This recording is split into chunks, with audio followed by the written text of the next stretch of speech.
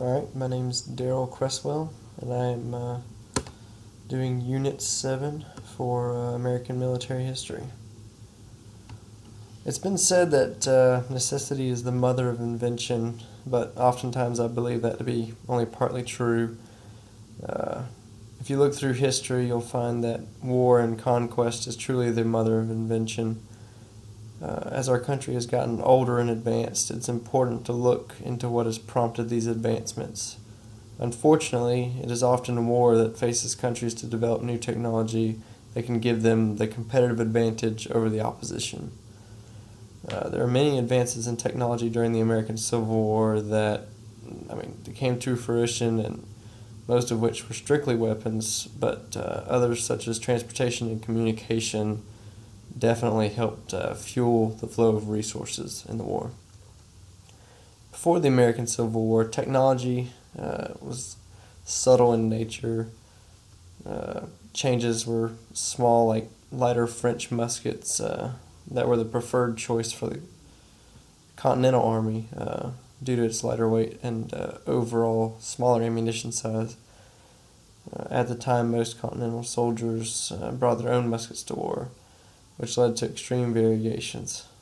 If there's one thing that I've learned in a career in design and manufacturing, it's that variation is almost always not a good thing. Also during this time, Americans invented the rifled barrel, which increases weapon accuracy dramatically. At the time, this was an expensive and difficult weapon to manufacture, so it did not immediately replace the muskets. Advances in artillery were also seen, as typical cannons were being replaced by mortars and newly developed howitzers. During the American Civil War, advances in technology were abundant. Advancements in technology and manufacturing led to the rifle barrel being mass-produced. This was a far superior weapon to the musket, both in accuracy and capacity.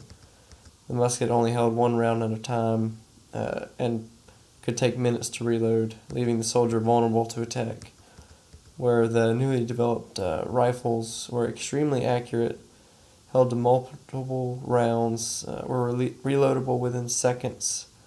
These rifles had about 5 times the effective range, almost comparable to modern rifles today.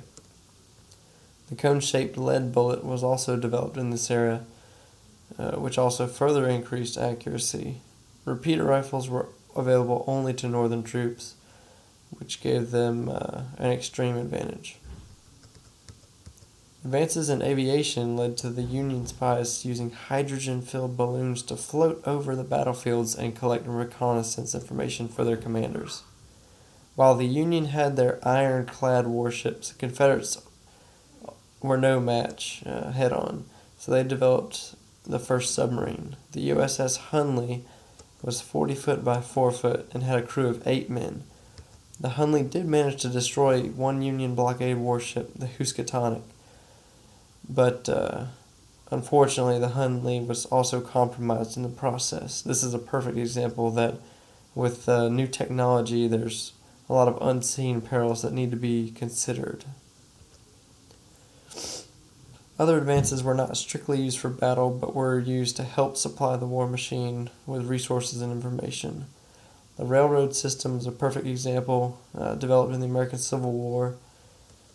This was far superior to transporting supplies, weapons, food, and soldiers than the traditional horse-drawn carriages and boats. The telegraph also was developed during this period, which allowed for communication from all over the nation.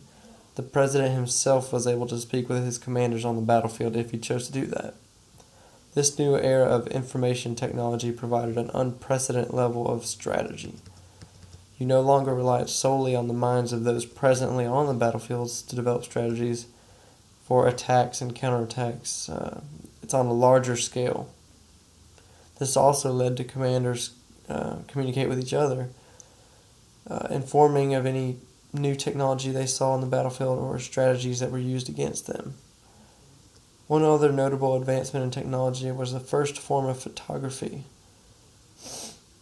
The Civil War was the first war that actually has real pictures of battle, although it's worth mentioning that This method of photography was very cumbersome, and the photographs taken in this time period were not actual action shots but staged portraits.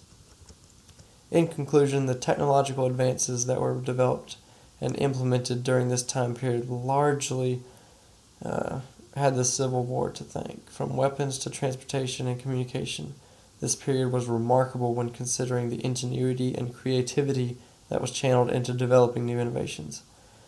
One can argue that this time period had the most drastic change due to these innovations, both on the battlefield and off. But that's a topic for another time. Thank you, Dr. Collier, for the interesting class and for the thorough feedback.